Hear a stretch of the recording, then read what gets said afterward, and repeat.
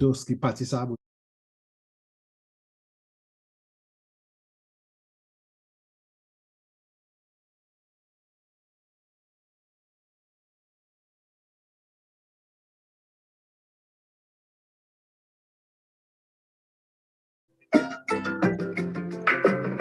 Haïti chérie, du bon pays passé ou non point.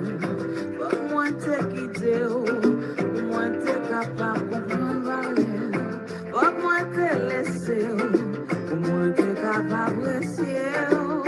Pour me sentir vraiment tout ça.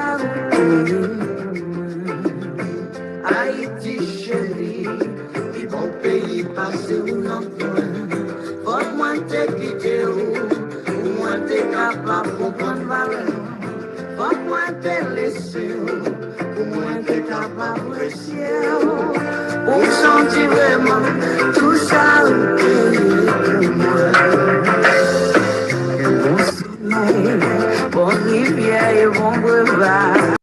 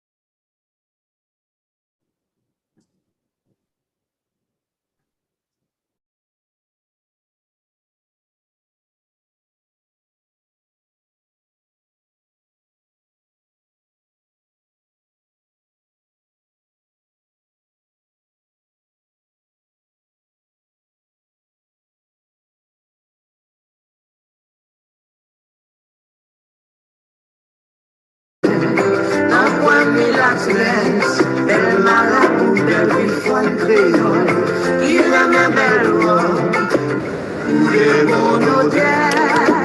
Haïti chérie, c'est un pays qui bénit. Haïti chérie, du bon pays passé ou non point. Toi, moi t'es quitté, ou moi t'es capable de comprendre valeur. Toi, moi t'es laissé, moi t'es capable de ciel. On sentit vraiment tout ça au pays pour moi. Haïti chérie, du bon pays passé ou non point. Toi, moi t'es quitté, ou moi t'es capable de comprendre valeur. Toi, moi t'es laissé, ou moi t'es capable de ciel. On sentit vraiment tout ça au pays pour moi.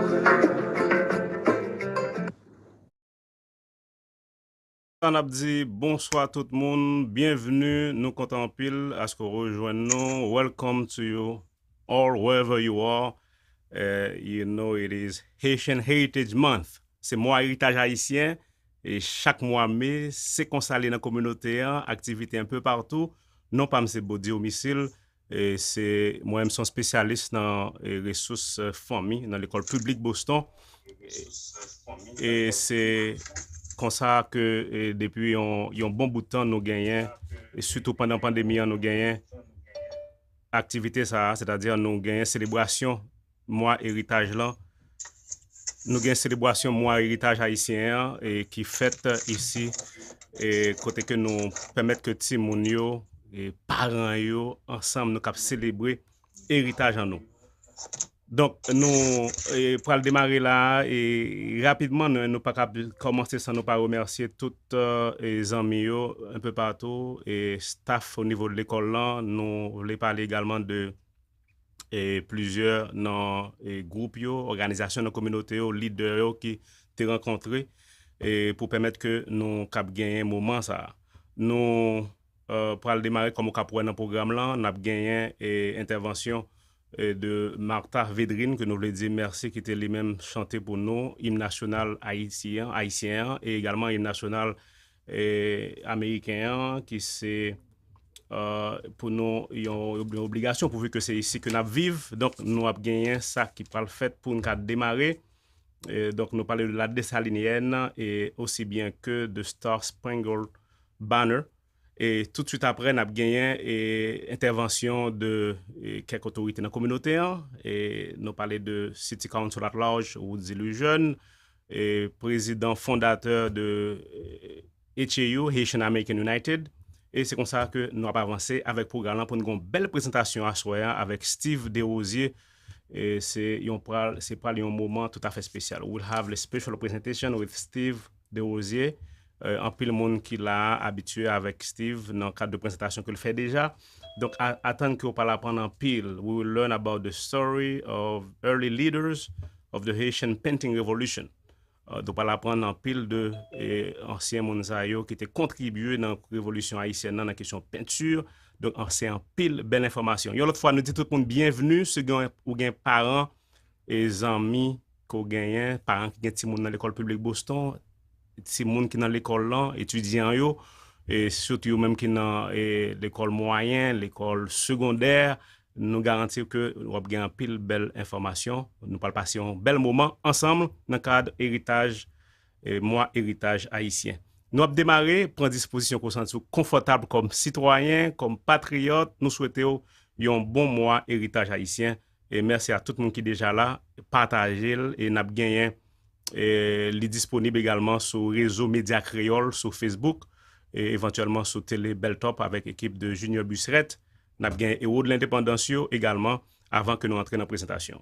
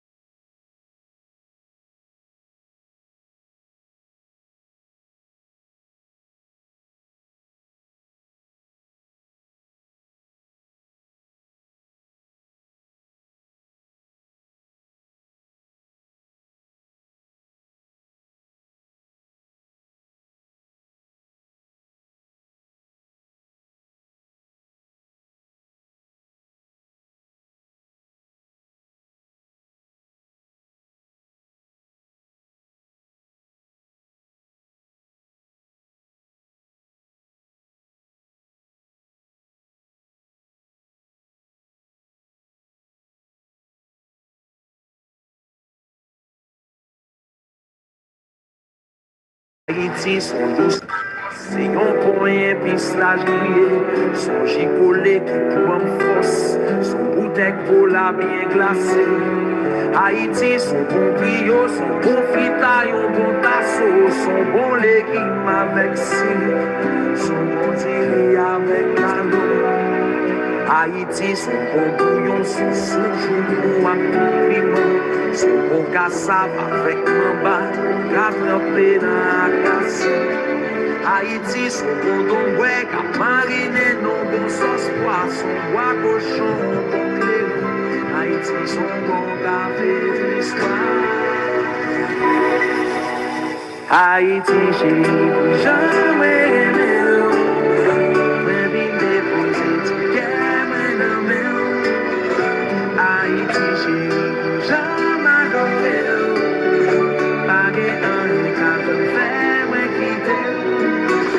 Haïti,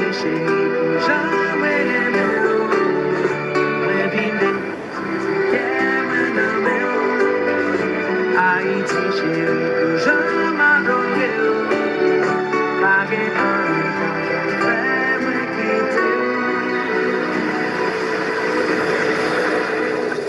Haïti, son belle musique, son bon à pied, son troubadour, son kata cérémonie, son kwachillon, son tambour. Haïti, c'était au bout, c'est les ancêtres qui étaient pour nous, c'est là l'esclavage aboli, son telle liberté à côté. Haïti, c'est festival, c'est tisourit, c'est fête champêtre, c'est animation, le carnaval, c'est yon tisi, les pages en fête. Haïti, son bon baiser, son domino, son bon 3-7, son réveillon, côté qui gagne, c'est la guerre. Haïti, c'est yon combi de paysans cap sec les la terre, c'est ti machin, yon cap descend, y'a le groupe, la richesse. Haïti, c'est Timoun yo kap revede yon bel avenir, c'est l'oribol la kamne, côté le kalate. Haïti, c'est un battant, depuis après 12 janvier, c'est la boucle pour obéissant, chaque lontil la Haïti, c'est sous béton, pour la vraie réalité, c'est une qui triste, mais grâce à Dieu, c'est pas les serments qu'a chanté. Haïti, j'ai jamais aimé, mais il m'est posé tout guerre, Haïti, j'ai jamais aimé, pas un état de faire quitter. Haïti, j'ai jamais aimé, mais il m'est posé tout guerre, Haïti, j'ai jamais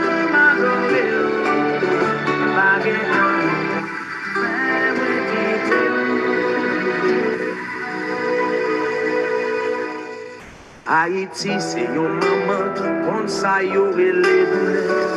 Yon femme qui jambe, yon femme voyant, même s'il connaît les papas. Haïti, c'est yon belle femme qui n'est pas sans pile misère, qui toujours font j'en rien, j'ai bon. Ou tout petit, est toujours fier. Haïti, c'est tout bagaille, ça yo qui fait que nous aimons. Et même si nous connaît, toujours là pour nous. Haïti, chez nous, mettre quoi, ma rien qu'à faire quitter, m'a toujours là pour chez nous.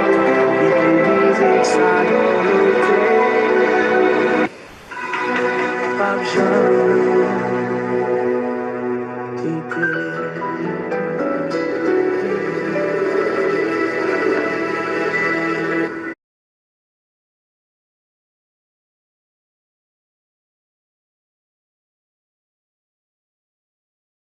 pour nous honorer drapeau nous, Jean qui te dit là, disposé pour cap faire ça, n'a pas honoré drapeau haïtien avant et puis nous on fait ça pour drapeau américain. L'autre fois encore tout le monde qui là, nous disons merci parce que vous rejoignez Mwa Eritaj Aysisyen, célébration ça qui a fait de manière virtuelle et nous espérons que vous rejoignez nous pour passer tout le temps avec nous, nous allons continuer et ces drapeaux nous allons honorer dans le moment ça et puis nous allons entrer avec l'autre aspect dans le programme là. Donc, nous allons continuer.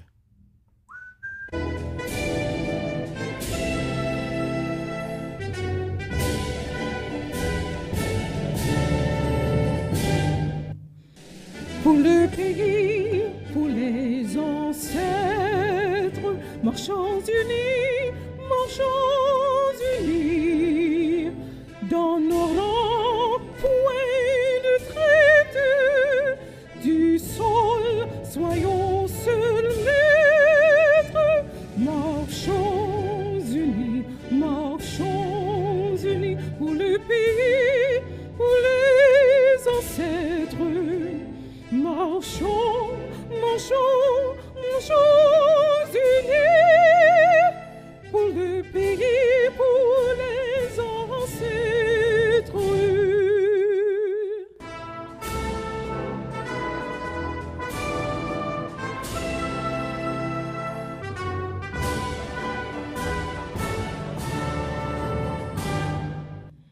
Nous grand drapeau tant que tout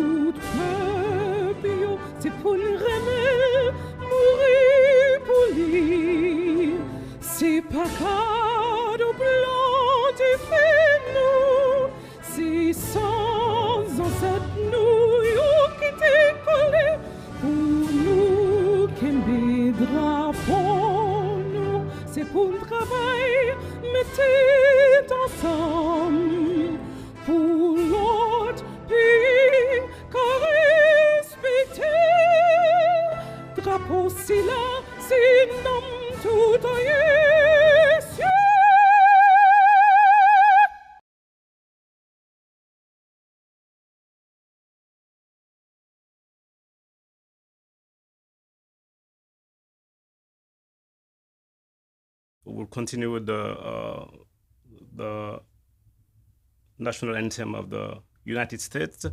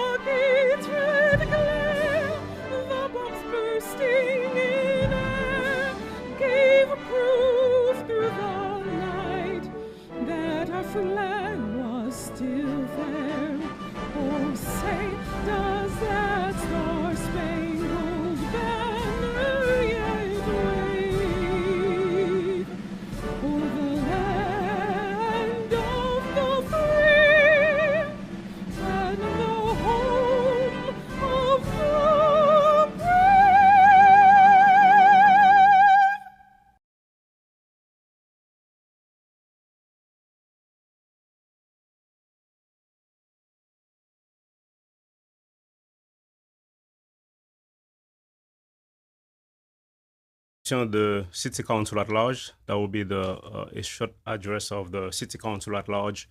A former BPS student, Woodsy Louis-Jeune. I'm glad that she's with us on the Zoom as well. So before Steve's presentation, she will have a few minutes to speak with us tonight. Again, thank you all for joining. It's a pleasure. We want to welcome you all wherever you are. Continue to share the link to BPS family students as well. This is a special moment for us as we're celebrating the Haitian Heritage Month. C'est un moment tout à fait spécial pour nous comme Haïtiens. C'est Mwa Eritaj Aysisyen, côté que nous célébrons drapeau nous. Donc nous parlons de présentation avec Woodsy Louis-Jeune, qui est conseiller municipal au niveau de Boston. Et après, nous allons continuer avec présentation de HAU founder, Mr. Wilner Auguste. Et c'est comme ça que nous allons avancer avant que nous passions dans la présentation aujourd'hui. Bonjour tout le monde. Hello everyone. Ruthie Louis-Jeune, City Councilor at Large here. Ensemble avec nous, c'est moi-même, Ruthie Louis-Jeune, conseillère at Large ici dans la ville de Boston. Et puis, je souhaite tout le monde un bon mois Eritaj Aysisyen. I'm wishing everyone a happy Heritage Month. We know that the month of May is when we come together as a community to celebrate all of the many contributions that the Haitian American community has had here in the city of Boston and our contributions around the world. Nous connaissons qu'en mois de mai, nous réunissons ensemble pour nous célébrer tout accomplissement peuple haïtien là et puis pour nous célébrer héritage nous. Donc moi je voulais dire merci à tout le monde qui a aidé dans toute célébration à gagner dans mois de ça, spécialement dans l'école publique nous. Nous connaissons que nous avons un pile de monde New York qui apprend anglais, un pile de monde New York qui sorti Haïti, qui peut-être Haïti sorti, peut-être Mexique ou en frontière. Donc nous avons un pile de travail pour nous faire pour nous assurer le développement de New York, pour nous apprendre anglais et puis pour nous réussir là dans la ville de Boston. Je connais que nous avons un pile bagay qui planifié pour moi de ça. Le 6 mai, il y a activité, le 20 mai, le 27 mai, tout dans l'école publique, nous avons fait ensemble virtuellement pour nous jouer une façon pour nous célébrer drapeau noir. Nous connaissons que le drapeau c'est le 18 mai pour nous célébrer rouge et bleu, pour nous réunir ensemble, mais pas seulement dans la communauté haïtienne là, c'est pour nous partager héritage nous et célébrer ensemble avec tout le monde, pour tout le monde qui connaît qui influence nous là dans Boston, pour tout le monde qui connaît que nous fiers d'être haïtiens, même les pays noirs qui ont problème, nous avons pile raison pour nous fiers. Nous connaissons que c'est Haïti, c'est exemple Haïti qui te baille tout noir, tout esclave dans le monde pour faire connaître que yo tout yo ka joindre libération. Donc nous c'est un exemple pour tout le monde et puis c'est pour nous continuer à faire certain que le monde connaît qui contribution Haïti t'est fait et cap fait jodi à même dans le monde entier. Donc, je souhaite que tout le monde, spécialement dans l'école publique, jouer une façon pour nous partager héritage nous avec l'autre monde et puis pour nous jouer une façon pour nous réunir ensemble dans pile dans l'autre activité qu'a fait dans la ville de Boston. Nous connaissons moi-même, moi là dans City Hall, ma chita, ensemble avec magistrat pour nous lutter pour la communauté haïtienne là, pour nous jouer une ressource que nous besoin. Les gens qui ont problème caille, les gens qui ont problème d'éducation, les gens qui ont problème chômage, moi là ensemble, m'a lutter ensemble avec nous. C'est certainement pour ti moun nou yo pour yo ka joindre yo façon pour yo réussir. N'importe problème nous gagnons, m'a bay numéro moi là en cas que nous besoin relève, numéro c'est 617 286 2349. Encore c'est 617 286 2349. M'a souhaité un bon mois de mai, mois héritage à tout le monde et que bon Dieu bénisse. Merci un pile et bonne fête grafo. Nous allons continuer Thank you, avec. buddy. I just wanted to say, I unfortunately have to hop off, but I just wanted to say, Sure. everything was said in the video, but I just want to say Happy Heritage Month again to everyone. Bon Mwa Eritaj, bon fête rapport, and I hope to see everyone during this month. Thank you, buddy, for all you do and to the Office of English Language Learners, and all the work you do to support our Haitian students in the program. Today I was with the students over at Tech Boston and their Sheltered English Immersion and SLIFE program. So just incredible work being done around our city. And so I just thank everyone who's working with our students. Sorry, I don't want to take a lot of time, but I just wanted to get that in there because I have to hop off. I'm sorry I have to miss the rest of the program. But Sounds good. Thank you. Thank you very much for your support, your contribution. And for. thank you. Merci un peu tout le monde. Ok, merci bien. Happy Heritage Month, Happy Haitian Heritage Month. Pour parents qui parlent créole et qui pas fin trop habile en anglais, nous avons interprète. La présentation par le fait en anglais, nous avons une opportunité pour cap suivre en créole. Donc, on va regarder par en bas, côté que ma interprétation, cap choisi en créole, nous avons Madame Nadège Sully qui pourra faire ça pour nous plus tard. Entre-temps, on nous suit présentation de M. Wilner Auguste de HAU. HAU, c'est Haitian American United. Haitian American United, qui one of the organizations that has started with the celebration in Boston. The founder, Wilner Auguste, will share a few words with us today.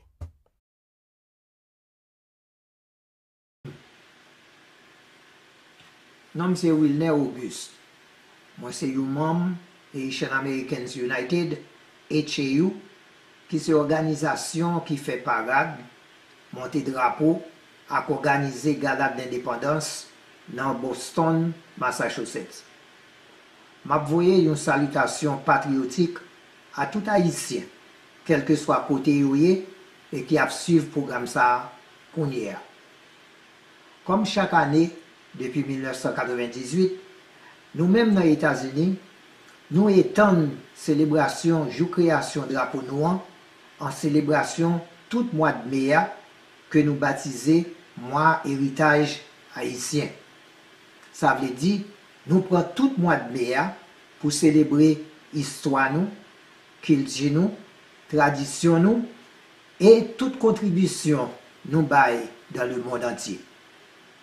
Dans plusieurs côtés qui y a haïtiens, il y a parade, cérémonie montée drapeau, festival, conférence, exposition, etc. Toute activité ça permet de nous montrer présence nous dans le pays par bon ici. Yo permet nous tout promouvoir histoire nous à culture nous. Yo aider nous tout promouvoir unité et patriotisme parmi nous. Et là nous kembe activité ça chaque année nous établit une tradition pour génération à génération. En pile fois situation la caille avec tout mauvais préjugé fait moun ap gade nous pour ça nous payer. Et fait moun ap di nous ça que nous-mêmes nous pas même sembler. Célébration mois de mai ça c'est une occasion pour nous démontrer qui ça nous est et faire reconnaître nous pour ça nous vaut.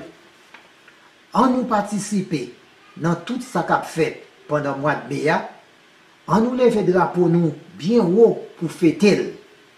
En nous fait ça pendant tout le mois de mai et pendant tout le temps nous va joindre et quel que soit côté nous y ou nous vaillé. Bonne fête drapeau, bonne fête, Mwa Eritaj Aysisyen. Je dis merci à Monsieur Wilner Auguste, c'est fondateur, is the founder of HAU, Haitian American United. Nous avons continué. Again, we want to thank all of you, parents, families in general, students who have joined the gathering today. I mean, tonight. This is the first one. We'll have 2 other events like that again. I mean, 3 other. One into the 20th. It will be with HLCC and the Matahan School.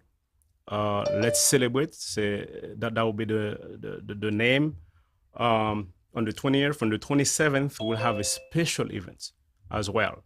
On the 11th, we will have the last one, and we'll give you more details about that.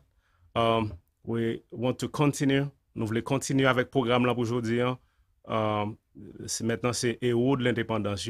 C'est roleplay que héros ça yo fait. Des fois, yo dit, yo partage avec nous en pile information, en pile parole que héros te qu'on dit. Very often, the Heroes of Independence, it's a role play where they use the famous quotes of the forefathers to educate, to inform.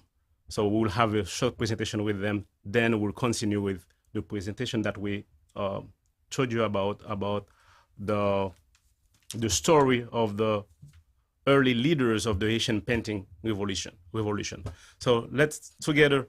I know you're home, sit comfortable, having a good time. I wish you a wonderful weekend. I want to say, to give a shout out to my co-workers, Josefina Peralta, Rene Boero, and other folks who have joined. It is a pleasure. Thank you all for coming. We'll have a short presentation with the Heroes of Independence. As every year they are with us, we want to thank them and thank everyone who have helped to put this together.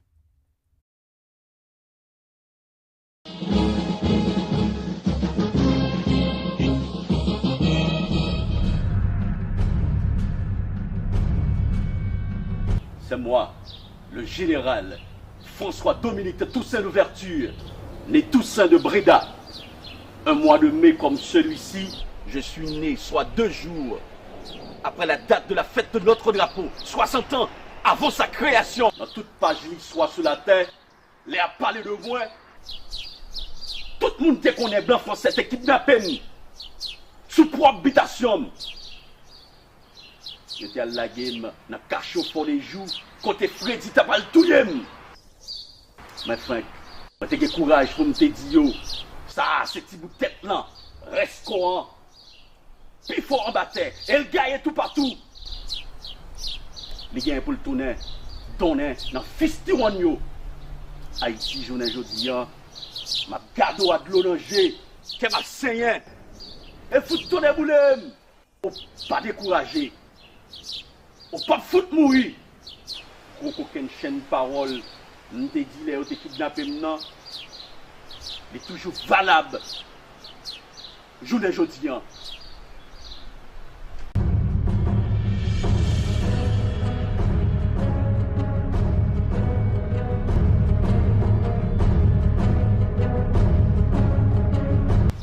Alexandre, sa baisse pétition. 1000 lacs de vos pères éternels. Je n'ai 4 garçons canson. Je t'ai gourmé pour te bailler pays d'Haïti, les bêtes grand monde. Aujourd'hui, en regardant ce point de terre que nous vous avons laissé, en héritage au sacrifice de notre vie, qu'en avez-vous fait? Faut-il bien éprouver du regret pour avoir surmonté tant d'obstacles? En constatant cette puanteur que vous dégagez à la face du monde, nous pas de bataille pour ces kidnappés, voyous qui poussent celles contre chanter. Nous pas de bataille pour l'État marcher à genoux devant malandrin sans ave. Nous pas de bataille pour petite habitation à marcher frité tout partout. Moi-même, à Jal de Saline, nous avons décidé de passer couper, fâcher des têtes nous, coller têtes ensemble pour nous remettre nos pays ça. C'est même tête ensemble ça. M'a demandé nos journées aujourd'hui pour Haïti qu'à libérer. Si c'est pas ça, nous tout à périr ensemble. Liberté ou la mort!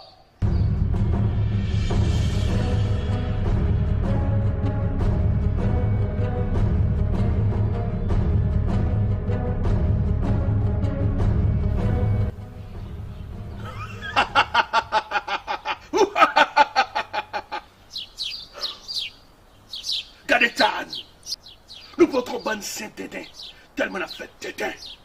Nous vivons chien manger chien. Aujourd'hui, Haïti est un pays miné par des agents doubles au service des colons modernes. Moi, qu'après la mort, j'ai combattu avec honneur et fierté pour faire d'Haïti l'un des pays les plus respectés au monde. Vous avez tout gâché, bande de sans scrupules. Nous portons bonne petite sous-sous. Nous tenons bonne soufflante-chou. Surtout 20 coûtes. Le pays est kidnappé, gangsterisé. Mes chers compatriotes haïtiens, laissez-moi vous dire une chose. Si vous continuez à vous comporter comme des sous-hommes, nous finirons tous comme des idiots. Allez au diable!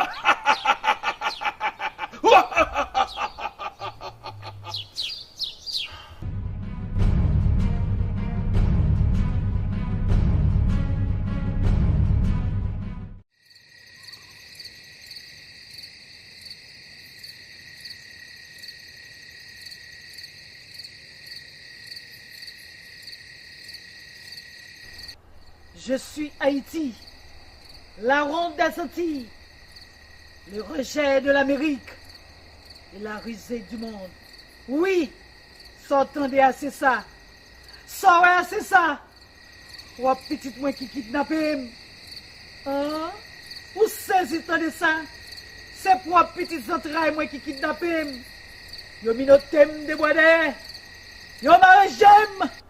Yo mania pour mon chien blanc, cavacher sous entrailles moi. Je suis Haïti aujourd'hui, la ronde des Antilles, le rejet de l'Amérique, la risée du monde. Heureusement, nous pas de marrer diol, moi. C'est ça qui fait ma vie, nous toutes coupables. Sous quoi menti, à regarder qui j'en yon a dévoré l'autre. Au lieu pour nous mettre tête ensemble pour nous libérer, n'attend boucher blanc.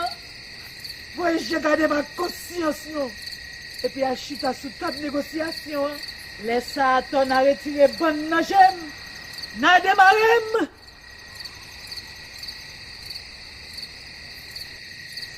Comme ça maloufi de bram, pour nous rassembler dans pied, et nous chanter ensemble pour le drapeau, pour la patrie.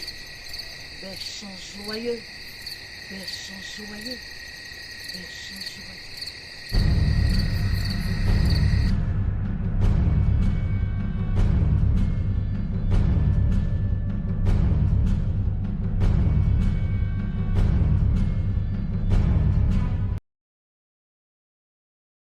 Thank you. Thanks to the team, of Independence team, Junior Busret, Elish Dorilas. I don't know if you have issue listening to the sound. I check everything here. It's okay to me. So let me know if you don't get the sound. So pas de son, fait connaît bien que pas vraiment problème ça avec présentation que Steve va le faire. If you have issue with the sound, please. Let me know. So, again, pour avec son et fait connaît. As I said before, we will have the presentation in English, and the translation will be made in Haitian Creole. So, présentation pour le faire en anglais, n'a pas traduction en créole, et c'est sous contribution leader, ancien leader, et dans le cadre peinture, contribution dans la question révolution haïtienne, un sujet qui est très très important, n'a bien avec nous.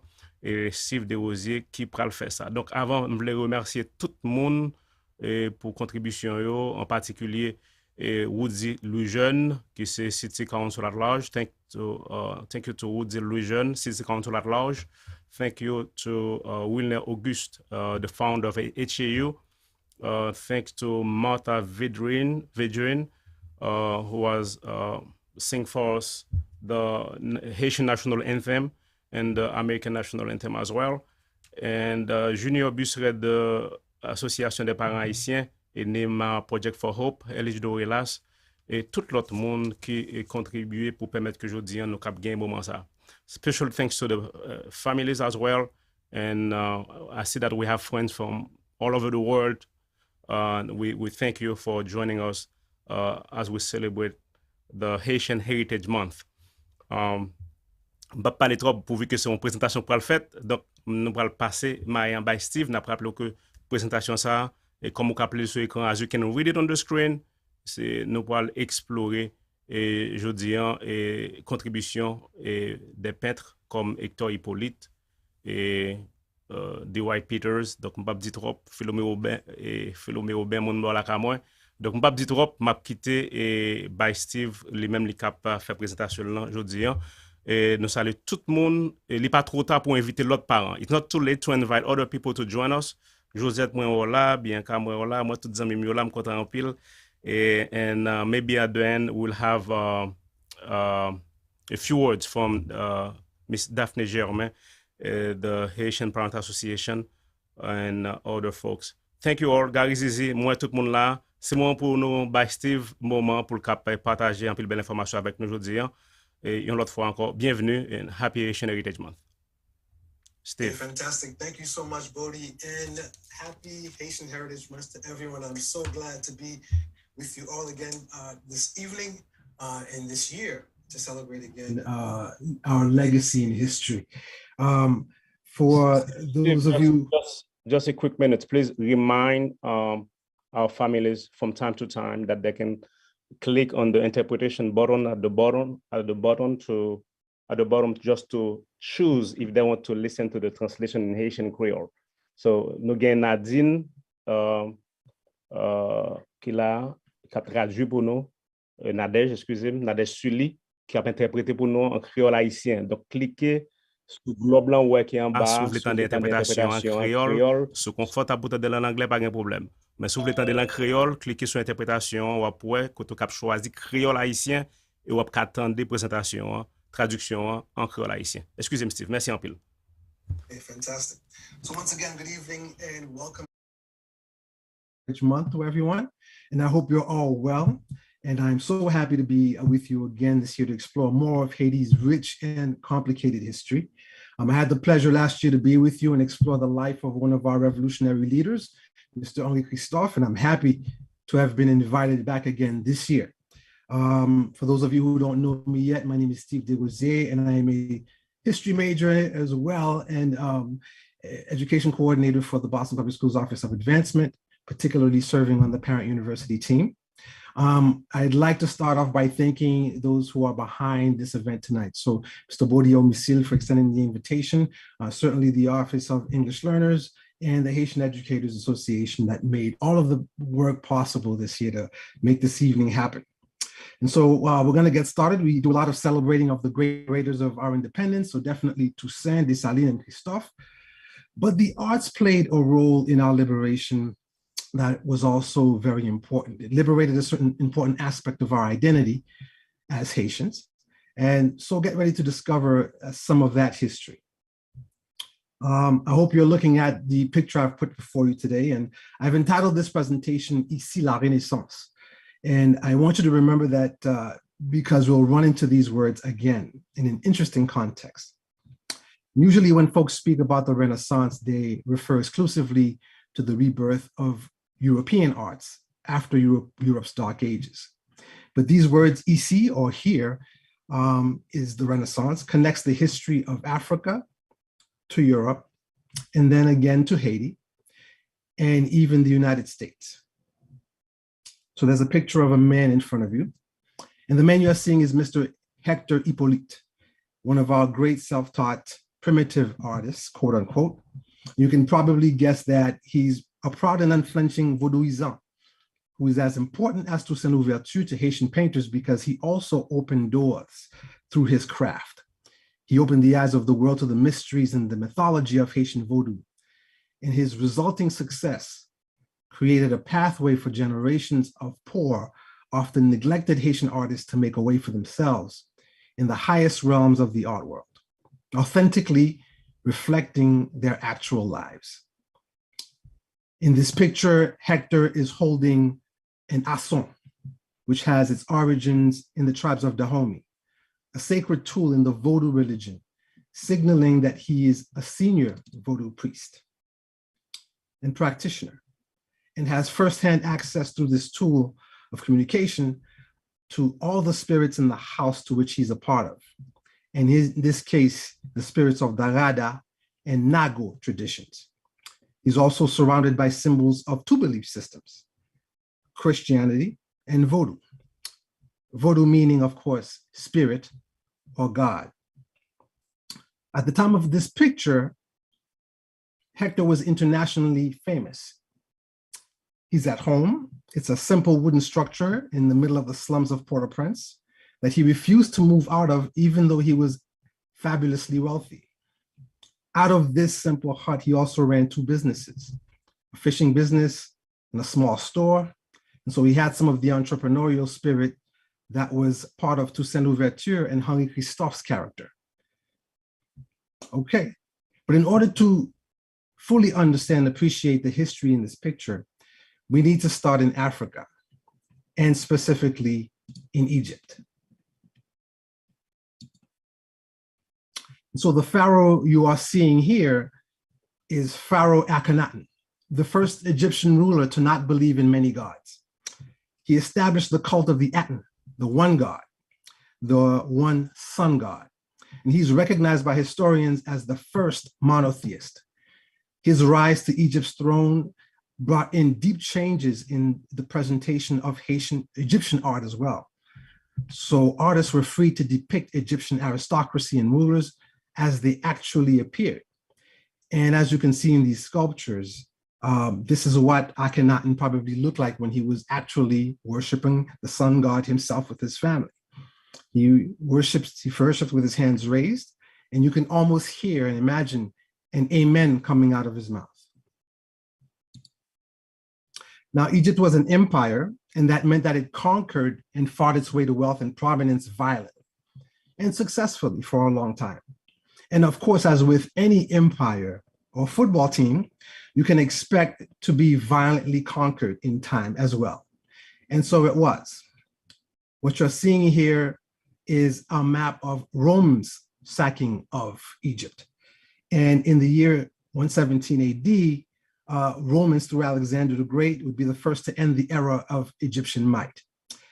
But they would also take over its libraries and be influenced by Egyptian religious scholarship, particularly this one God business.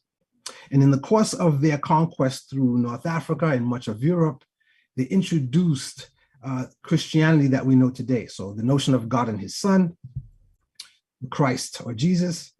And in this map, you can see the extent of Rome's conquest, right? So in the areas of green, you can see how extensive the Roman Empire was. And of course, we can guess how extensive Egypt's reach was in terms of North Africa, okay? So the next to conquer Egypt after the Romans was Muhammad. And as you can see in these maps here, Muhammad's men basically followed the trail of Rome throughout North Africa and Europe. What was important about Muhammad is that he was also impacted by the scholarship of Egypt, and he developed a system of the one God, his son, and the one true prophet himself, Muhammad. And Muhammad's descendants was basically follow the Roman path of conquest across Africa into Europe, as I've stated. And I want to show you guys two maps of this conquest because a part of that also involved, oh, I'm sorry, I'm going ahead of myself here. Let me get my, to behave. This map showed that Muhammad's men, the African Muslims, also conquered territories deep into North Africa. And wherever they conquered, they believed in establishing schools and enforcing literacy.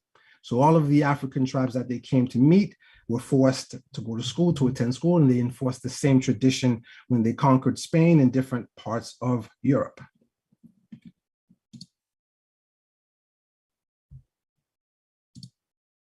What you're seeing here is at the time of the conquest of Africans in Spain, you're seeing a Muslim scholar with books around him. They established no less than 17 universities in Spain.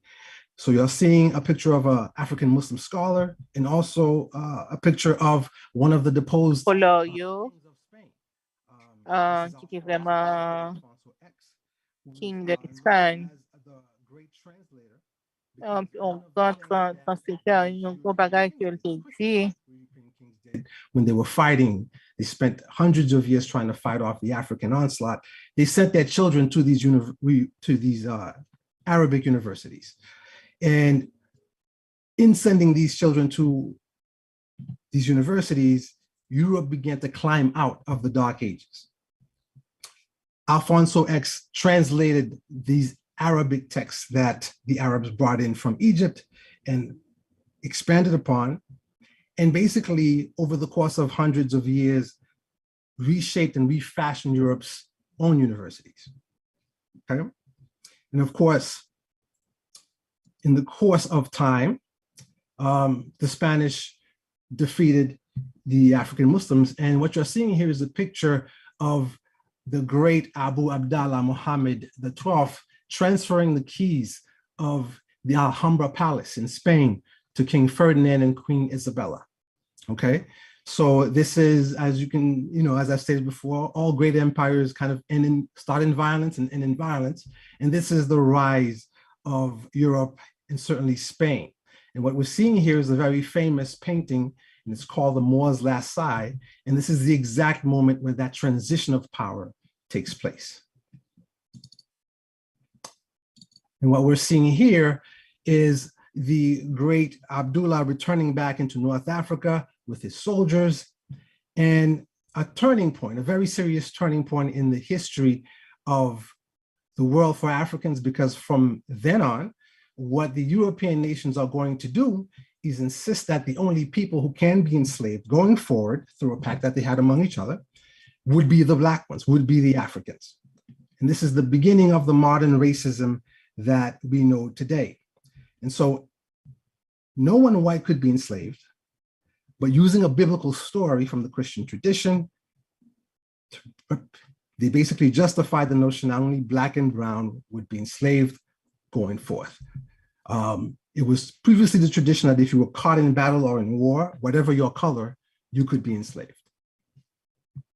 And so this is basically a story of three faiths that are connected to Egypt. And so the story of God is one where there is Judaism, there is Christianity, and there is also Islam, and they are absolutely interlinked. Okay, so now we are able to kind of talk about the art of 18th century Haiti. And here we're seeing a picture of our great liberator Toussaint Louverture in his robust frame. And so this is an example of what's considered great art or acceptable art, and it's part of that Renaissance era. And of course, the Renaissance is possible because the European powers have used the scholarship of these Muslims who came into Europe to lift themselves out of the Dark Ages, and they are going to set the trends going forward. And so this is what they want to see, and this is what is considered great art. And we can see that it is the face of Toussaint. We know that it's a human being. We can see what he looks like.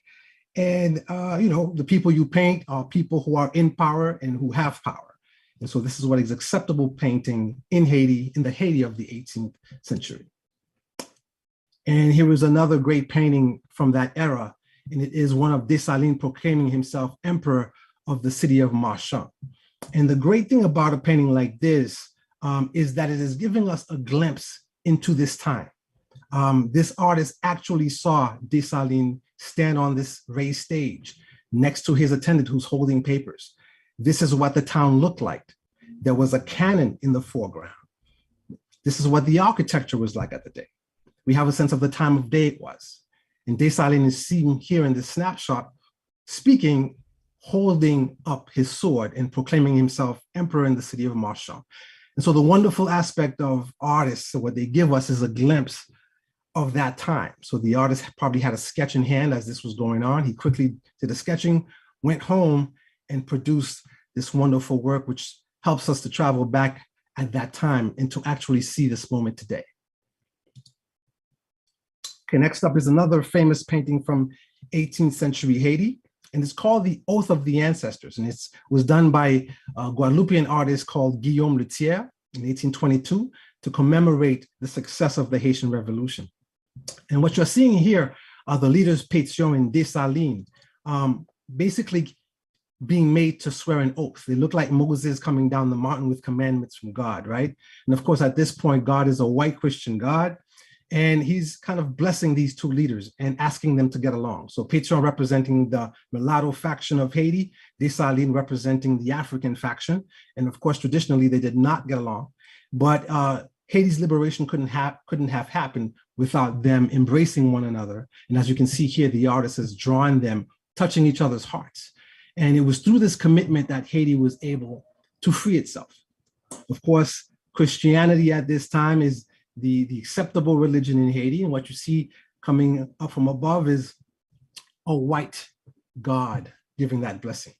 Right above that God, you will see some Jewish writing. And the writing is tucked into what looks like a pyramid. And what I want to say about this particular part of the picture is that at the time of the end of the great reign of the king Akhenaten,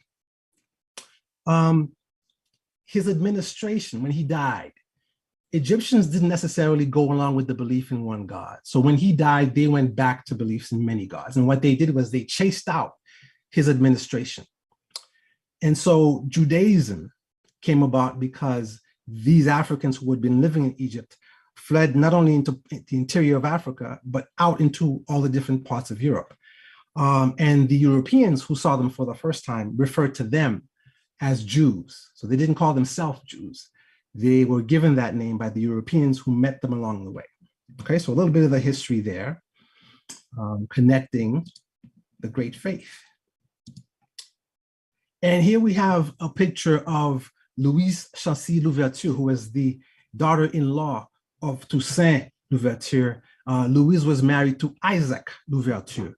Okay, so of course, now the notion I want to give you is that acceptable classical painting is painting powerful people, making sure that they're visible, that you can tell by their traits who they are, and that kind of thing. What the artist is also telling us about Louise Chancy, and of course the artist is Chazot Legros, is that she was a devout Christian. Of course, you can see this through the cross that she's holding in her hand. She is literate, and she has a Bible in front of her, as you can see. And this is a mixed blood heritage. This is a mixed woman. And as you can tell by the features, her skin tone, and all the rest of it, we have a sense of relatives, folks who were connected to Toussaint Louverture at that time, thanks to this work of this artist. And next up is another beautiful woman, Madeleine Lachenay, also known as Joute. She was the wife of Pétion. And she's also connected to Boyer, two of Haiti's leaders after independence of Haiti. And so she had a white father whose name was Chancy and an African mother named Afiba. And in this picture, this artist is telling us that she was also a practicing Christian. She was also literate. And she basically held the reins of power in Haiti for the better part of 40 years through the men that she was associated with. So namely Alexander Pétion and Jean-Pierre Boyer. And if you look at her chest there, she's got a picture of one of those men on her chest. So I like to think that maybe she was the Michel Binet of her day, or maybe the better of Michel Binet, because she was able to influence, she was able to work as a power broker for the better part of 40 years in Haiti. And as you can see, that red book in her fingertips there is not there by chance. She's very smart. She's not just a pretty face. And one of the things that we find out about her too, and she has a child by Pétion, whom she names Erzélie. And of course, those of you who are aware of the deities of the Vodou religion, Erzélie is one of the deities, one of the spirits of Vodou. And so her daughter is named Erzélie, and her daughter is going to marry the son of this lady. This is Bonne Boyer, who is sister to Mr. Boyer, the president of Haiti, one of Haiti's presidents. And her son is going to marry Joute's daughter in the 19th century. You're looking here at an emancipated slave. And of course, it tells us a part of the complicated history of Haiti. A white man could have children with any woman he wanted to. And if some of those children were born into slavery, they might stay into slavery. They might stay slaves until someone emancipated them from that condition. And of course, Born looks like she was emancipated and brought into wealth, as you can see by the pearls and the fancy jewelry she has all over herself. In a quarter of a mile, left turn onto Franklin Street. The 18th century was an era of political turmoil for Haiti, and there was countless revolutions. So as turbulent as Haiti is today, it was turbulent then. And so between 1820 and 1904, there were endless revolutions. In 1904, the country celebrated its 100 years of independence. By 1912, the Haitian National, the original Haitian National Palace was blown up with a president and 300 soldiers inside of it. And that was one of the things that compelled the American Marines to land in Haiti to maintain order. Okay, so this is how we got to the American occupation. Those who were running for political office in Haiti were backed by different European powers. Those European powers would come into the sphere of influence of America. And at that time, America was itself building an empire, and it was a superpower, and did not want to see German gunboats or English gunboats or Spanish gunboats in its backyard. And so that's what led to the occupation. One of the results of the occupation, of course, was that Haitians don't take lightly to white men running their country. And one of the things that happened as a result is by the time we reach the 20s, authors and thinkers like the great Jean-Price Mars is going to resist this occupation. So Jean-Price Mars is a doctor, he's a teacher, he's a politician, he's an intellectual, and he wrote the great book Ainsi parla l'oncle in 1928. And this is a book called Thus Spake Uncle. And in this book, he basically makes the argument for why Haitians have a right to have beliefs outside of the Christian tradition, to be who they are, to believe what they want to believe, just like anybody else on earth, right? And I love this great quote from this book, and it's this, that it's difficult to define the frontier where religion ends and magic begins. And what he's doing here is beginning to make an argument for Haitian voodoo, for its place in Haitian society and in all sectors of Haitian society. And so he was part of the beginning of what would become the Negritude movement. And this is the kind of conversation that would allow Haiti's painting tradition to come to forth, to come from the underground. It was these intellectuals and these ideas that would allow this moment in time to happen. So it was a lucky result of the American presence in Haiti at the time. One of the things that the American occupation allowed Haiti to experience was an influx of American intellectuals who were coming into a sense of wanting to connect to Africa, even though they were recently emancipated Americans or progressives. And so you can see that in the persons of people like Zora Neale Hurston. She was in Haiti in 1938, and she was one of the leading spirits and one of the leaders of the Harlem Renaissance writers. She was also an anthropologist and a filmmaker, and she finds herself in Haiti in 1938. Alan Lomax, the great ethnomusicologist, great interest was preserving folk traditions across the Americas. His first assignment was in Haiti in 1936. And of course, he was a great friend to Zora Neale Hurston. Zora Hurston would write 2 books in Haiti. Alan Lomax would have his first documented work as a serious ethnomusicologist in Haiti. Catherine Dunham, the great dancer, would find herself there as well. And she would actually live in Haiti for a period of time. And so she would study anthropology as well. And it was dance anthropology that she kind of looked into. And of course, she went on to have a storied career in Hollywood. But Haiti was that starting place for her where she found herself. And what all these 3 artists did was find their way straight to the Vodou religion, straight to the masses, straight to people who would otherwise or usually ostracized by the mainstream of Haitian society. And last but not least, we have Mr. DeWitt Peters, who got to Haiti by 1944. And the reason he's in Haiti is because he is a conscientious objector. He does not want to go fight in a war. And so he's sent to Haiti to teach English. But he also happened to be a watercolor artist. And so they sent him to teach English in Port-au-Prince. And while he was in Port-au-Prince, he began to walk about town and, like any good artist, began to kind of ask himself, why are there no places where I can see authentic Asian art here? Where can I see good art displayed? And so that question that he posed himself would lead him to the establishment of the Centre d'Art. And that's where Haiti's first talents basically would take root, okay? And here we have Mr. Peters and the great Hector Hippolyte in a picture. And of course, their importance is that these were the two champions that would usher in a second renaissance in the arts world, right? And that renaissance is a stepping away from that classic European tradition to a folk tradition.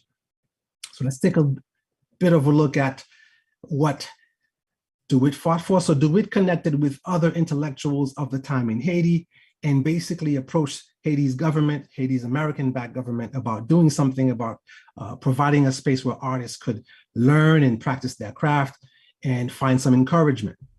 And here is what they were given. Here's the building, the original Centre d'Art. And here are the intellectuals who helped DeWitt to found the Centre d'Art. And so as you can see, they are intellectuals Maurice Bourneau, DeWitt Peters, Jose Gomez Sicre, Albert Mangones, and Gio Ramponeau. So I'm sure I'm butchering their names, but DeWitt was not alone in establishing the center and advocating for it. And here are the men who helped him to establish it. Now, once the Centre d'Art was established, it became really popular very quickly. And so this is the Jeep that DeWitt used to kind of go throughout Haiti to find artists that he thought were interesting, put paintbrushes in their hands, and get them to work, to begin to explore their capacity to produce native art and art that was indigenous to the traditions of Haiti. And here is the great and famous Centre d'Art Jeep. And that Jeep is famous because it was decorated by the hands of those first artists. And so it was as well known as the building itself in Port-au-Prince. And so one of the things I'd like to do now is take a couple of minutes, maybe 3 to 4 minutes, to take a look at a documentary that was produced that will give us a glimpse into Haiti of that time and the work of DeWitt Peters among these early artists. So indulge me, please, in a couple of minutes.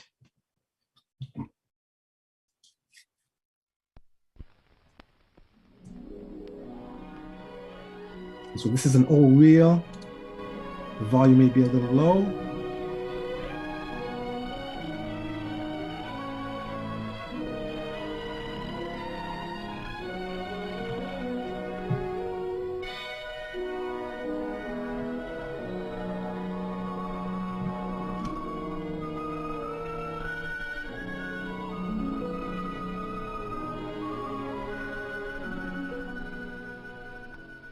La République d'Haïti, située sur une petite île montagneuse des Caraïbes, est le seul pays de langue française aux Indes occidentales. Here we're looking at Port-au-Prince. Port-au-Prince, la ville principale, est aussi le siège du gouvernement. This is the Port-au-Prince of the 1940s.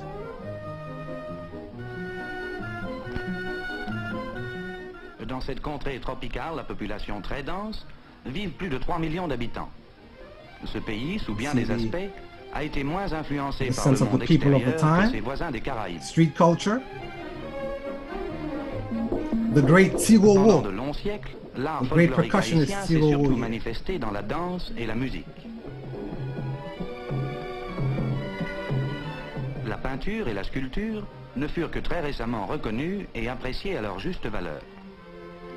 Here are the young artists making their way to the Ce Centre n'est qu'à la d'Art. fondation du Centre d'Art de Port-au-Prince, en 1944, que les artistes purent disposer d'un local leur permettant de se faire connaître et de recevoir des encouragements.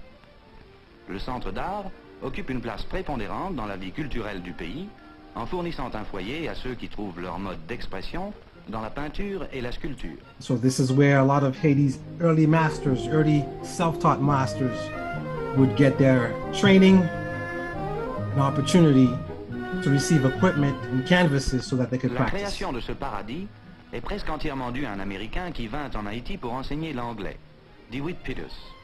Artiste lui-même, il réalisa And you bientôt can que see rien DeWitt n'était is fait just pour there to encourager l'art encourage, indigène. En outre, to make sure they're peu working and d'Haïtiens to pouvaient se permettre kind d'acheter le of matériel give them the et tools la they peinture need and the indispensable. encouragement they need to keep going. Peters, absolument déterminé à remédier à cet état de choses, y réussit en sollicitant l'aide du gouvernement haïtien et du département d'État américain. Sous leur patronage, le centre fut officiellement ouvert en 1944.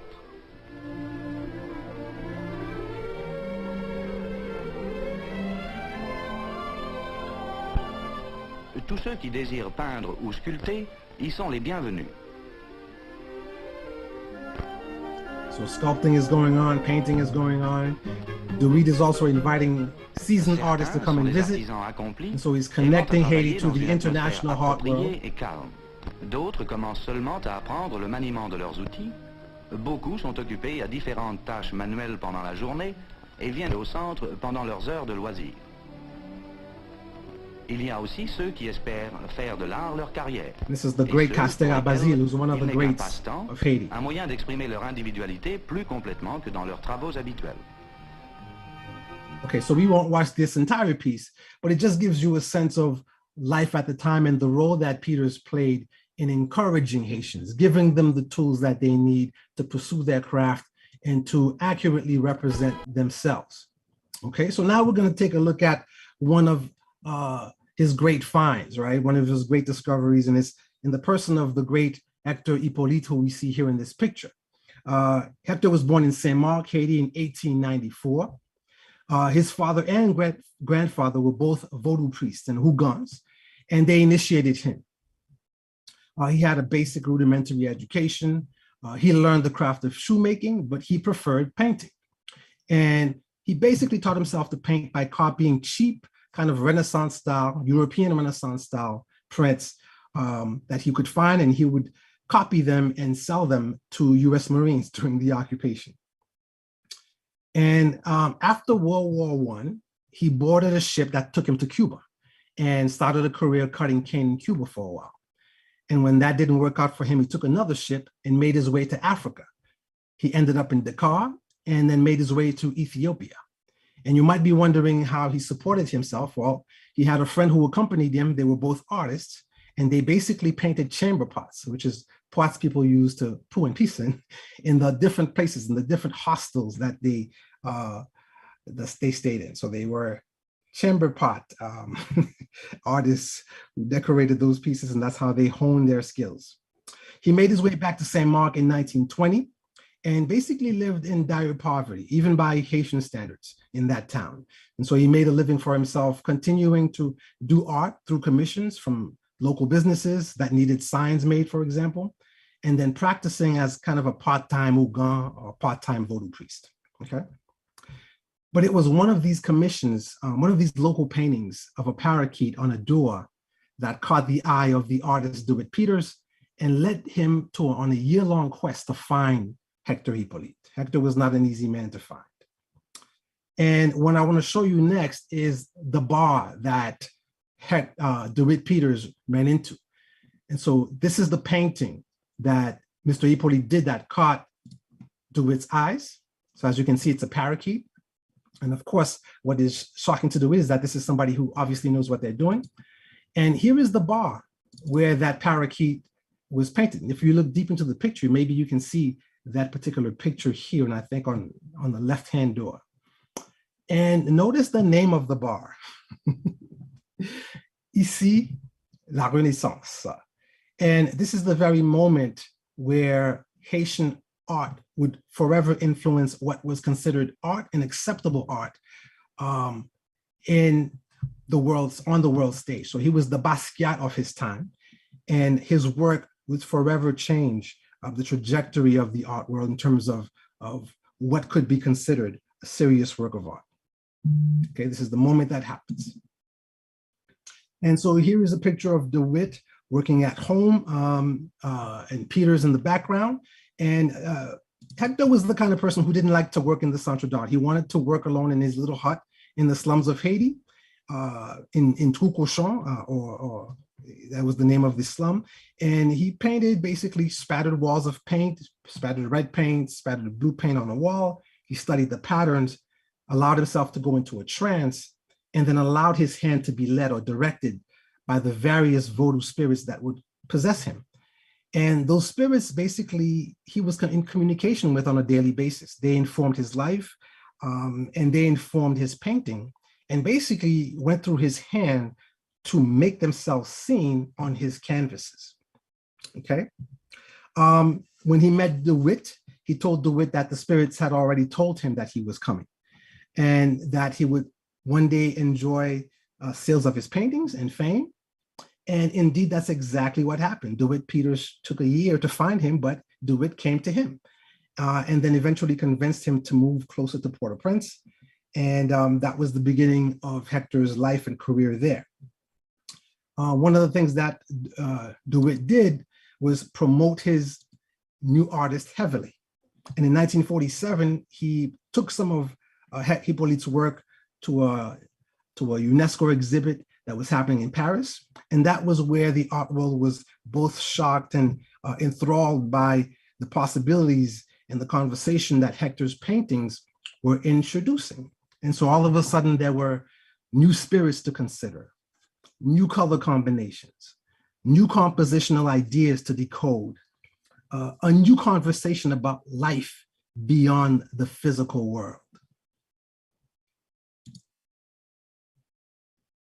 When Hector's work was recognized and accepted in the international community, that opened the door to other Haitian artists to express their native experiences, their authentic experiences, honestly on canvas, instead of trying to mimic European models and following the classic standards of the classical European Renaissance tradition.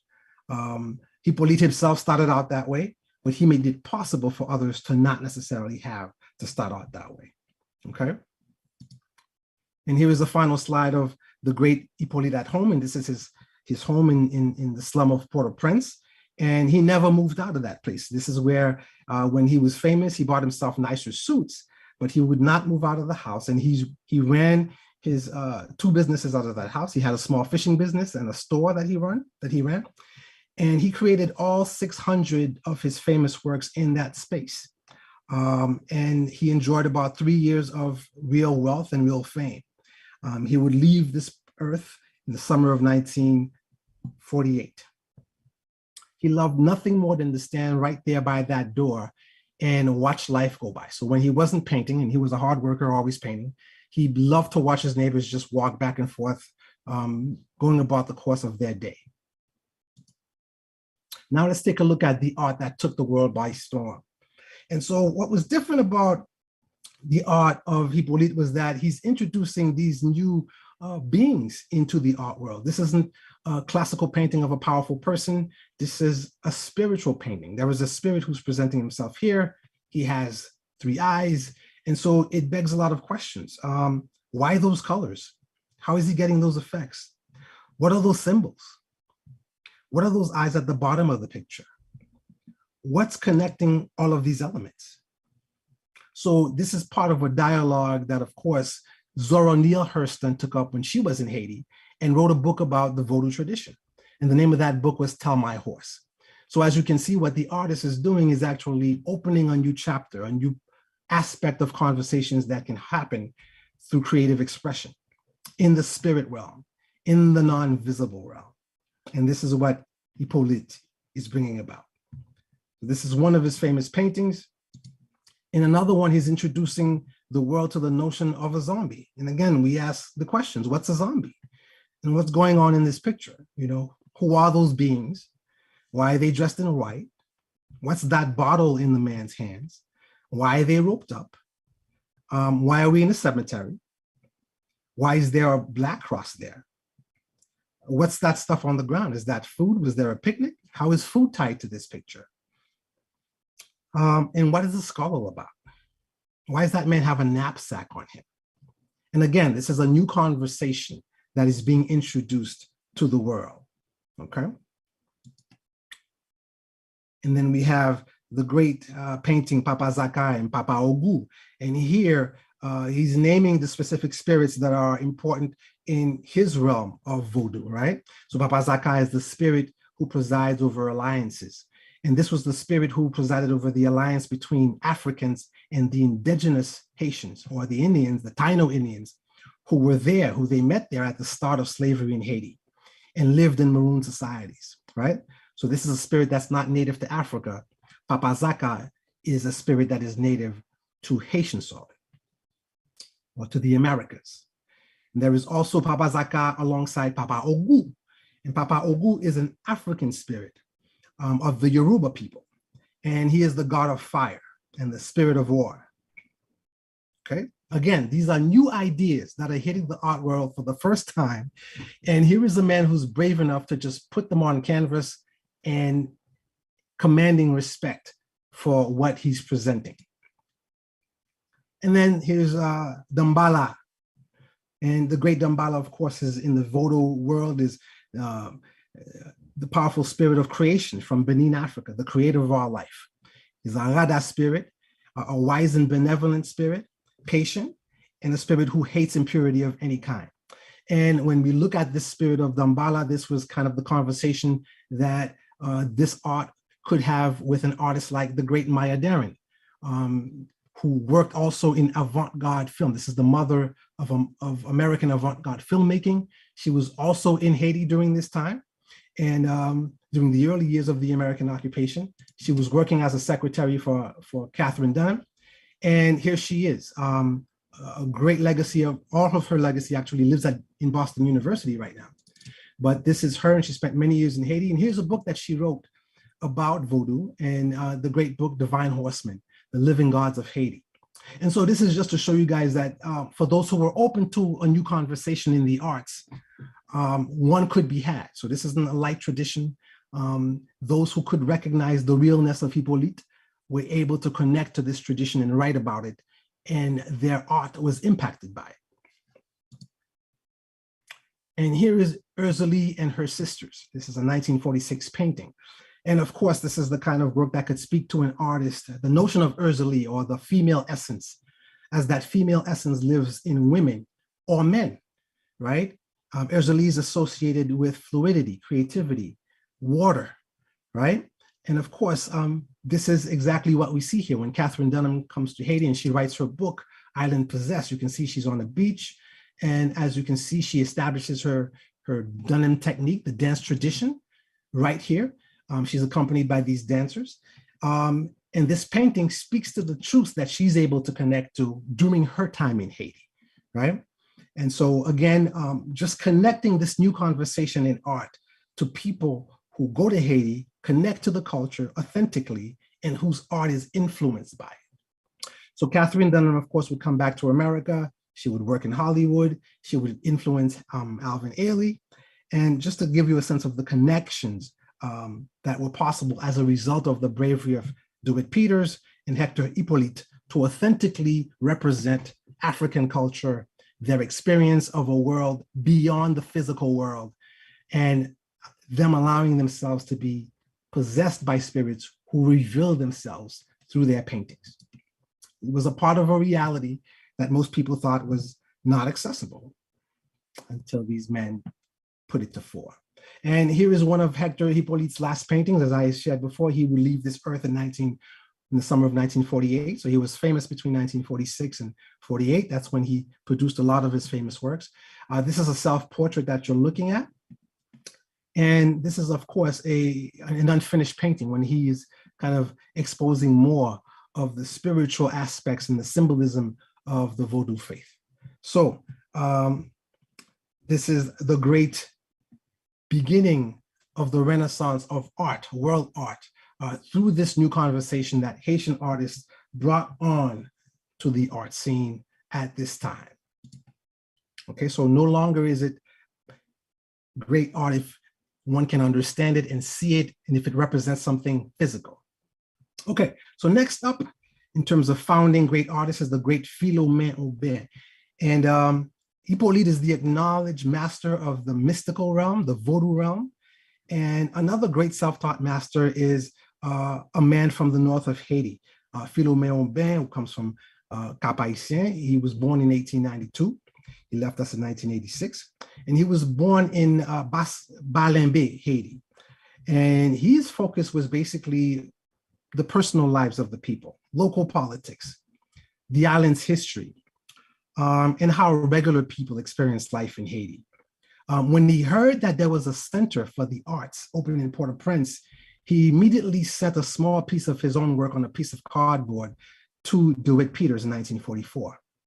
DeWitt paid him $5 for this work, and he wrote a letter back thanking DeWitt for this support. Here was a copy of that letter, and I think it's important for us to take a look at the content of that letter so that this man can speak to us with his own words about who he is and what's important to him and what his life had been like up until this moment. So he's living in Cap Haïtien at this time. He writes, Monsieur le Directeur, your letter of the 5th, which enclosed a check to my order, has been received. My thanks. That I did not reply immediately is due to the lack of time. I'm always hard at work preparing new paintings. The great satisfaction I have today is knowing that my country, Haiti, has found someone devoted, courageous, and tenacious as you to make people understand the possibilities of painting, the need for it, and that it's not an ordinary thing. As I see it, painting should be considered in part like the holy book.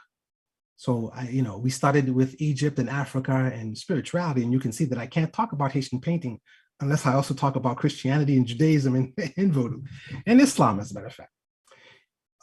So as I see it, painting should be considered in part like the holy book. In this way, by means of painting, that is a picture, one is able to learn something about the past in every part of the world. One can get an idea of a foreign country. One can leave documents for future generations that writing alone would not provide. If for a long time I wasn't practicing painting as it should be practiced, that was because I had never received any encouragement. In spite of everything, I love this art. Now, what happened after that was that DeWitt Peters, just from that one simple painting, would make Philomène Aubin the head of the Northern School of the Centre d'Art. So Philomène basically was the one who was gonna tutor a whole other generation of artists and develop a style that was unique to the north of Haiti. Okay, and so Aubin was obsessed with politics. And so here he is with Président Magloire, kind of exploring one of his famous paintings of a battle that he saw between American soldiers and Haitian guerrilla fighters. And when he was a little boy, when he was a young man rather, those were the Cacos. And this is one of the battles that he depicted in one of his famous paintings. He lived a long life, lived to the age of 94 and died a painter. And here's him holding up one of his last portraits. And to get a sense of his relationship to DeWitt Peters and how these men admired one another, here's a self-portrait and of course a note from DeWitt Peters to Philomène, calling him from his admiring friend, DeWitt Peters. And so admiring or adoring friends. So there was a very close relationship between these two men. And what I'm astounded by is the fact that DeWitt could immediately notice genius when he saw it. And of course, in an environment where Philomène would otherwise have not been encouraged or taken seriously as an artist at all by the average Haitian of the time. And so let's take a look at some of this art. So again, Philomène Aubin is a man of politics. He's following politics every day. And this is the piece of Peters. This is what convinces DeWitt Peters that he's dealing with somebody who he can invest in. Of course, I started this conversation with the eye of God, with the one God concept. And here's Philomène Aubin following that, but for the Christian tradition. Philomène was a Protestant. And here's the eye of God looking on to Theodore Roosevelt, who basically in 1944 put it in, well, in 1935, I should say, put an end to the American occupation. And here's Philomène Aubin basically thanking him for that, right? And of course, he's doing that with Christian iconography. So he's definitely not of the Vodou world. He's part of the Christian tradition in Haiti, in the north of Haiti. And here is his first masterpiece and his first gift or his first sale to DeWitt Peters. Now, you could probably look at this painting and think that any little kid could do it. But what came next is another rendition of what this artist could do with a paintbrush. And here is a more sophisticated version of Roosevelt visiting Haiti in 1945. I had no idea that this happened, but you can see the great talent that this self-taught artist actually had. And if you look at the beauty and the colors in this picture, he takes you right back to this very important moment where Roosevelt set foot on Haitian soil once American soldiers were gone. And here is that moment forever preserved for us in one of his famous drawings. And of course, here is this famous drawing of a battle between American Marines and the Cacos during the 1915 occupation. And the reason that there was a fight between these guys was the American presence in Haiti at the time was a progressive time for Haiti, because a lot of the infrastructure that would carry Haiti into the 70s was built at that time. But the way it was built, it was forced labor. So American soldiers was basically stop Haitian peasants in their work, force them to kind of get into these construction projects or these modernization projects, because they were certainly not going to do it with their own hands, right? That wasn't the assignment. But what happened was that these peasants, because they had lives of their own and they had their own farms to tend to, they rebelled. And of course, they didn't win all the battles that they fought with the Americans, but this is one scene that Philomé bore witness to. And we have the benefit of an eyewitness account of one moment in that Great War. And as you can see here, the lush vegetation in Haiti, the guerrilla fighters are on the sidelines, and the American Marines are in kind of a classical formation. And this is probably not going to go well for some of the Americans anyhow. Okay. So of course, history and politics is what concerns Philomé Aubin. He has a particular style of color, and his pictures are kind of have a particular order and a particular straightness to them. And that is unique to painters of the North. He is concerned with the daily lives of wealthy Cap-Haïtien guys, and that tells us that he was a man with aspirations, working class, upper class, who looked to the spirit and the occupations of those who were more money than he was, and he painted them. It was about preserving some aspect of what their lives were like. And so we're seeing the wealthy people of Cap-Haïtien at the time and how they made their way about town, and they lived around their plantations. And here they are coming home from having supervised some of the work of the day. All right, so wealthy Cap-Haïtien returning from their plantations. This one was done in 1958. And Philomé Aubin was also going to set a tradition of painting the architecture of the time as well. And so this is a view from his window, from his studio. And as you can see, he has a great eye for kind of recreating the architecture of his time. So this is in the tradition of the French gingerbread style houses. And we can get a sense of the architecture of Cap-Haïtien at the time, the tin roofs of the working class, and of course, Haiti's mountains in the background. But of course, you're just looking at the genius of Philomé, and the fact that he's introducing these colors, these color mixtures and these tendencies at a time when that was not what was acceptable in Haiti, but that would basically establish the Haitian tradition in art going forward. And he is giving us a sense of what Carnival was like during his time, and his Carnival on Rue du Pont in Cap-Haïtien. And as you can see, the rich detail here, he's got all of the fine details that would give you a sense of what the community looked like at the time. And look, we can see there was electricity, right? It was probably more consistent electricity than we have now in Cap-Haïtien, perhaps. But we can see that the joyfulness of the people, the colors of Cap-Haïtien, the colors of the sky, the way he did the clouds, all of these would become hallmarks of what Haitian painting, where Haitian painting would go in the future. Gives us a sense of what people did on the weekends, right? Here's what happens on a Saturday night, Cap-Haïtien, his era. Folks invite a live band into a living room, and we have percussion, we have guitar, we have a banjo, we have cha-chas, and we have couples enjoying themselves in someone's private lodgings. And here's a piece, a slice of life in this time, and a slice of the fashion of that time as well. And again, we have a sense of what's going on with the farmers of the era. And you can see the lush vegetation of the North at that time. Again, the presence of electricity. And of course, this is a direct result of the American presence and American modernization efforts of the time as well, that Haiti benefits from for a long time. But here are the young ladies and the young men going about their daily lives and going to and from their plantations to the market.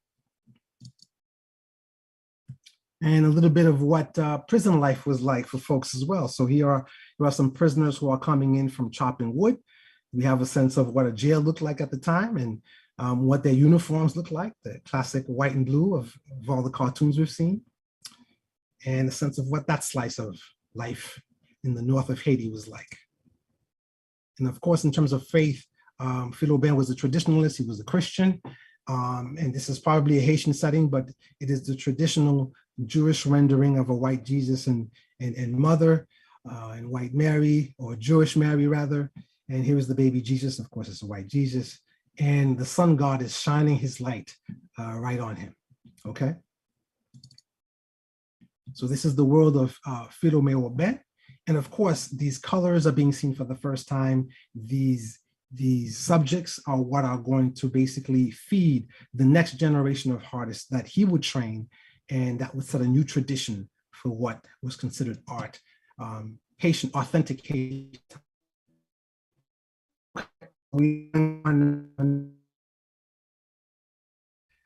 This son was a protege of Hippolyte. So he was a teenager at the time that Hippolyte was famous, and he would regularly go to Hippolyte's house and watch him work. And he would be in his backyard painting himself, trying his hand at sculpture itself. And he was self-taught. And he was from, the lower classes of Port-au-Prince. And his concerns in terms of focus of art was more like, it was tied to Vodou in the sense that it was about Vodou, but he would kind of concern himself with the daily life of the servitors or the servants of the Vodou religion. And we'll see this as the extension that he put on the work of his master, we would say, Hippolyte, okay? But here's this teenager at work in the backyard of Hippolyte, and you can see he's surrounded by children. That's because he's, young man himself. Young guy and practicing his craft in the backyard. And one of the questions we might ask ourselves is he going to be able to be better than the master, right? Do students surpass their teachers?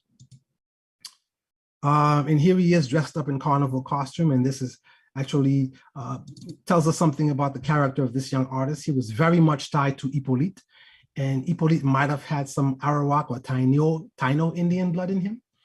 And Wilson Bigot kind of takes to that. He's into the Indian or Taino part of Haitian culture. And here he's kind of dressed up in carnival costume. And I want you guys to remember this particular picture because it'll be relevant soon. One of the great experiences that he has as a teenager was he is among the artists of the Centre d'Art who is invited to be a muralist. And so in the Church of Sainte Trinité, here he is kind of being one of the youngest artists to kind of take up a good chunk of a Christian church to paint a nativity scene, and particularly the story of the miracle at Cana, where Jesus turns water into wine. And here he is doing that work as a teenager here. One of the other things that was distinct about his career is that at a very young age, he got to illustrate a children's book, and Market Day for T. André by Maya Rodman. And Maya's husband was the co-director of the Centre d'Art, Selden Rodman, at the time. And so Tio's drawings were the illustrations for this book. And so he was one of the rare Haitian artists who also got to be an illustrator during the course of his career. All right, so let's take a look at his art.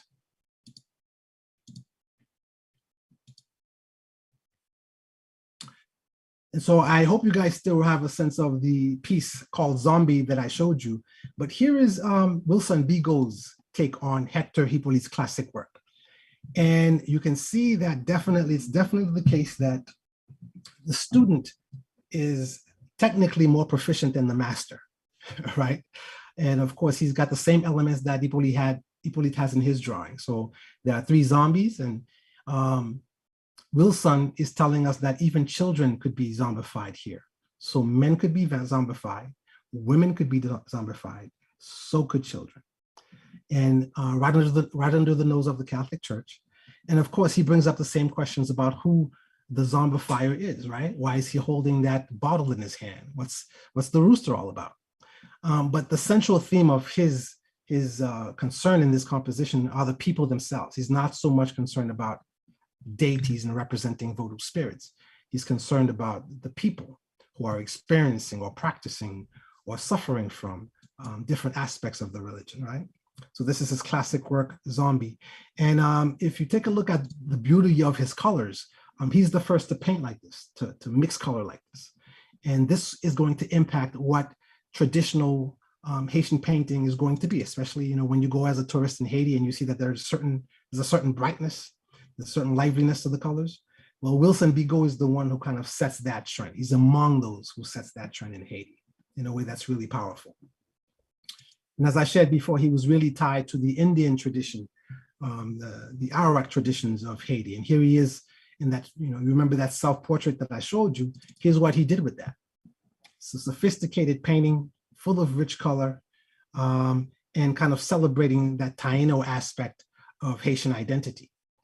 And if you can see this version here, to see the extent of this man's talent. And of course, this is an untutored, this is a self-trained artist, and it's absolutely astounding that he could produce this level of work.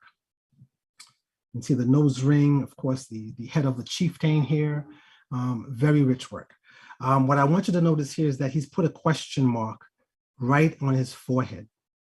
And one of the unfortunate realities about Wilson Bigot is that very early on in his career, immediately after his fame, he would have a series of nervous breakdowns that would strip him of his fantastic abilities. And so he would not be able to draw in this way again after those series of breakdowns that kind of took place around the time of the founding of the Duvalier regime.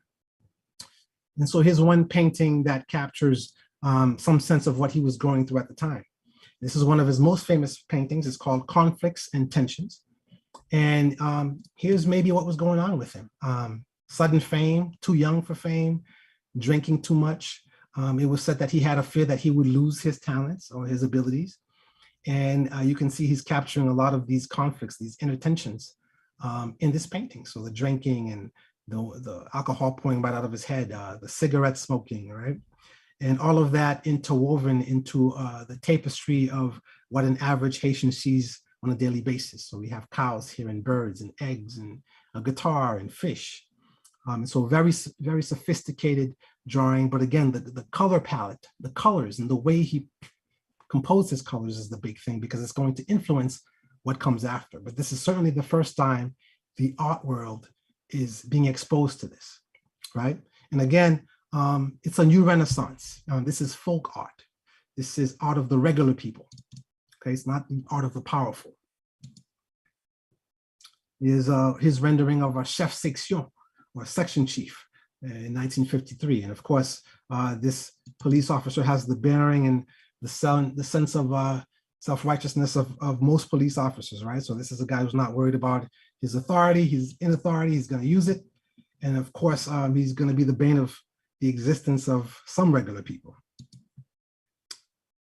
And of course, as I said before, Wilson Bigot is concerned about the life of the average Haitian. And here's a father trying to feed his many children here, right? And so here's that depicted. And it's a window into the concerns of the regular person, the experience of the children themselves, and what is being retained of African tradition, right? So there's a palm leaf on the floor, and what we have different portions of a meal that this family is probably going to share at some point. And again, this concern with, yeah, we're talking about voodoo. Here's a voodoo priestess who has the asson in her hand, but Wilson's focus is the people. He wants you to see the women who are playing a role in this, playing a leading role in this religion, the voodoo religion, which has no leaders, right? So again, the color choices, the subject matter, the emphasis is not the spirit of voodoo, but the people of the religion. And he's giving us, again, a sense of Rara, right? So he's determining, making a pathway for the kind of things that it's okay to paint, right? The lives of regular people, the joys of regular people, of regular Haitians. And this is what is going to take the art world by storm during his time. And here is Ceremony to Erzali. And of course, once again, he's not so much concerned about representing the spirits. He wants you to see the people banging on percussion, and the women dressed in white, and the veve that they've traced on the floor to call down the spirit. He's completely focused on the people. All right, what birth is like for the poor person in Haiti, right? Birth happens at home. There is an assistant who's there to help make things happen. Here's an expectant young father who's hoping everything goes well. But here are the realities of the Haiti of his time, and he's a glimpse inside one of the houses of the working poor in Haiti. He gives us a glimpse of the gambling tradition in Haiti, the cockfight tradition in Haiti, right? But some of the non-traditional men kind of involve themselves in after work hours, and what that looked like.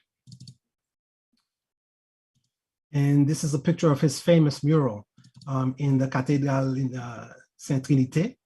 And again, you can get a sense of the great skill that this self-taught artist kind of developed on his own with the support of other artists around him, certainly, but where he took it is absolutely astounding.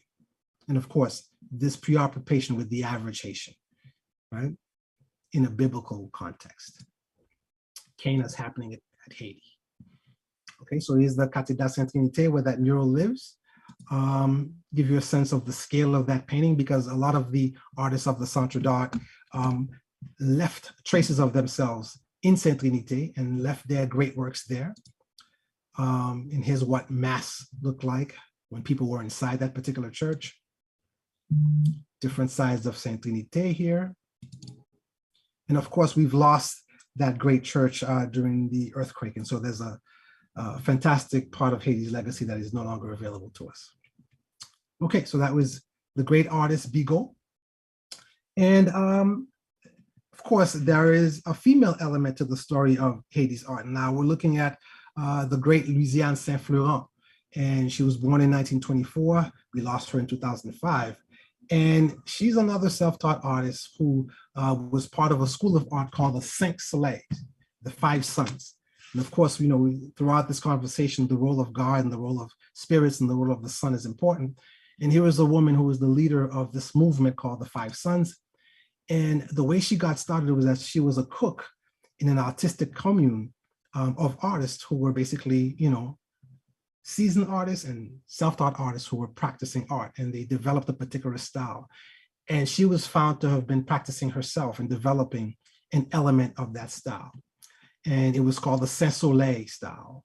And it's kind of an avant-garde tradition in Haiti, which kind of puts an emphasis on a world between physical form and spirit. And so let's take a look at that art. So as you can see here, a lot of her art is concerned with femininity, with women. She is the sole female Cinq Soleil artist, but she is a leading figure in that movement. And so here's what that tradition looks like. It's avant-garde. It's not necessarily committed to showing you a physical form, but it's sending you, it's connecting some aspect of the spiritual realm to day-to-day life.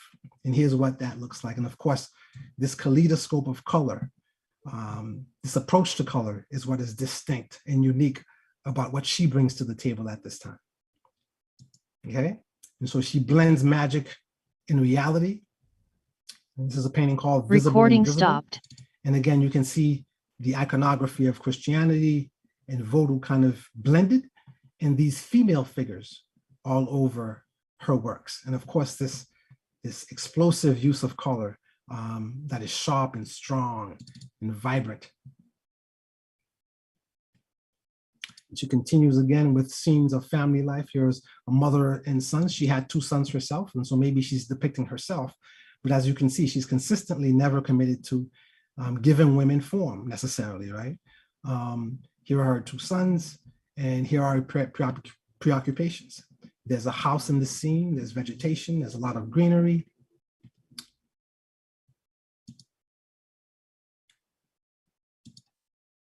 And here's one entitled Figures, Mother and Children. Again, this whole piece with kind of making a place for women and the preoccupations of women with provision and child rearing in Haiti.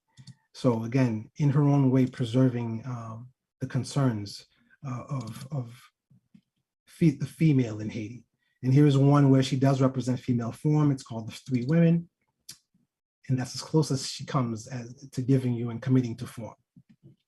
Okay, so that's what I brought for you guys tonight. So hopefully I'm within my time and Bodhi's still with me and I haven't bored you guys too much. But we started out in Africa with the sun, and I'm hopeful that you'll understand why I had to do that so that we could end with a female and the sun.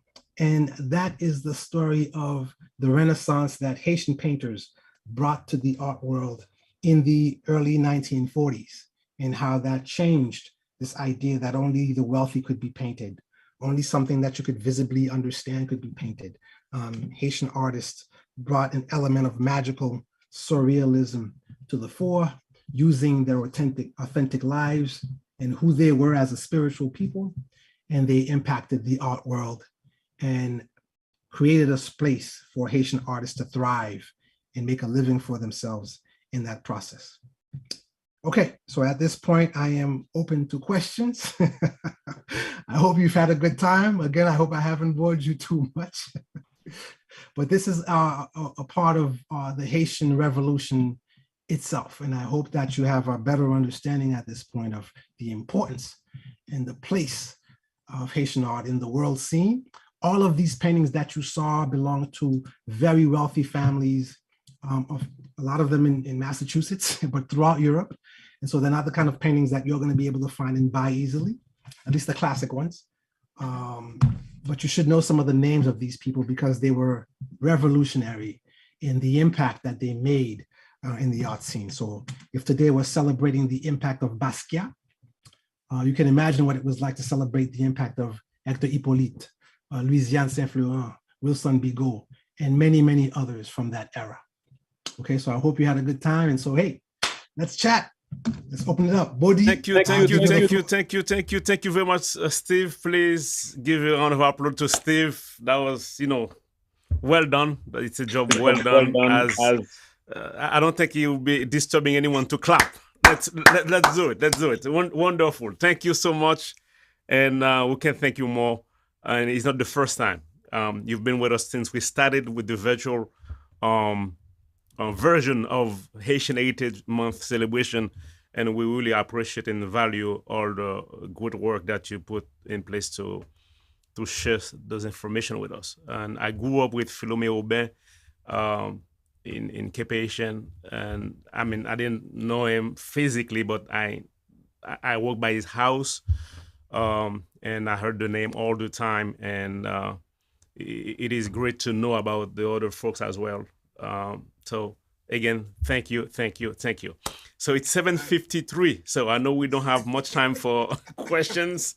So thank you, Carlin. Carlin says, nice job. Thanks for sharing. Bianca said, thanks, Steve. Who else? I know, I think we can take one or two questions, but just very quickly, I don't want to miss that part to remind you of what's going to happen on the 20th. So in 2 Fridays, we'll have Let's Celebrate with the Marahant School Academy of Toussaint Louverture on Friday the 20th. And also we will have storytelling. Haitian Creole storytelling is very important. So we will see together the importance of storytelling.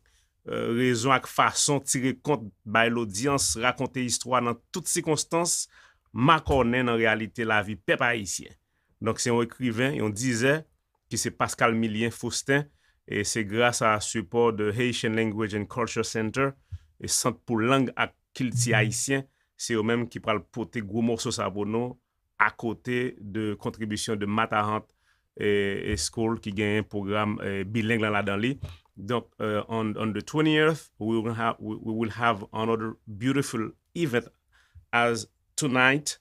So it will be Let's Celebrate with the Marahant School of Toussaint Louverture, Academy of Toussaint Louverture, and HLCC, dans le cadre de Selebrasyon Mwa Eritaj Aysisyen.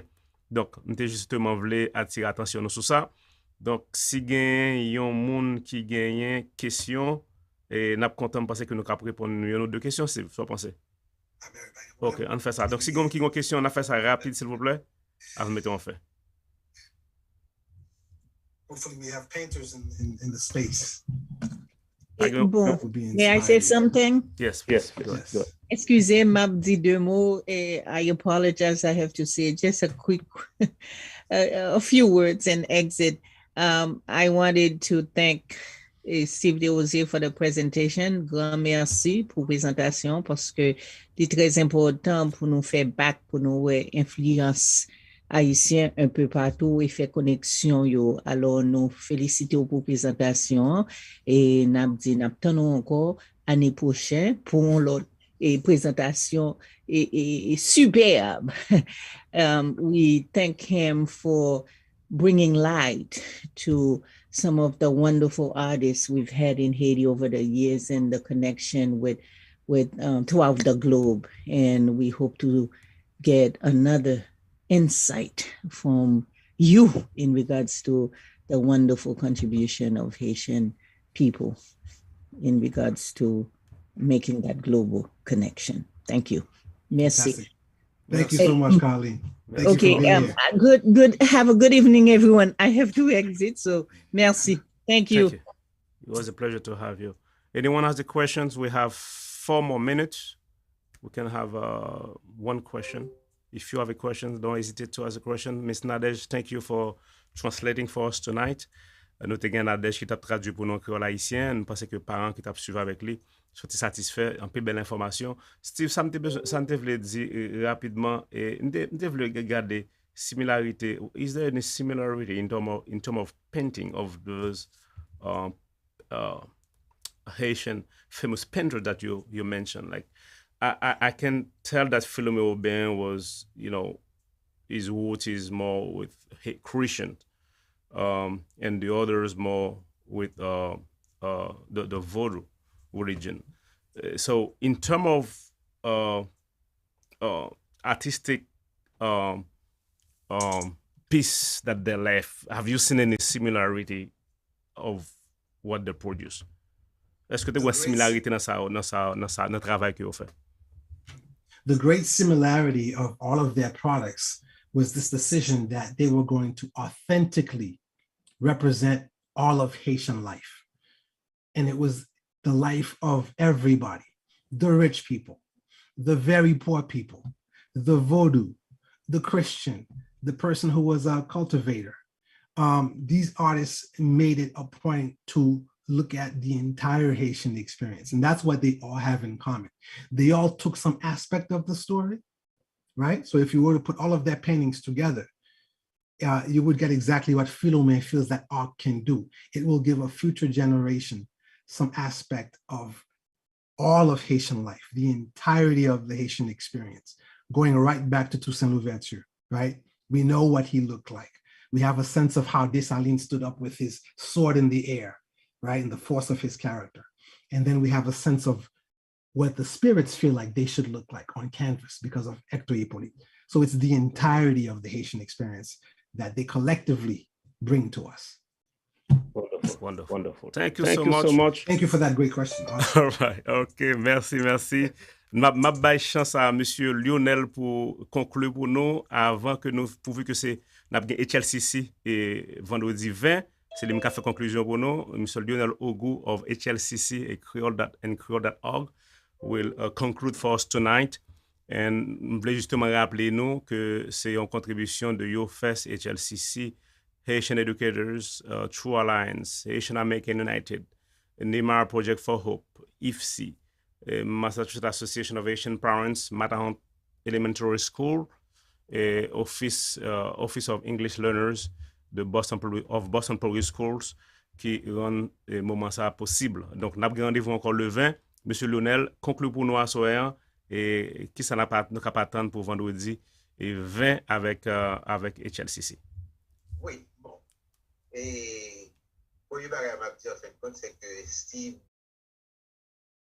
travail fait et moi levé l'oncaille côté papa t'a travail avec ça nous un gift shop en Haïti.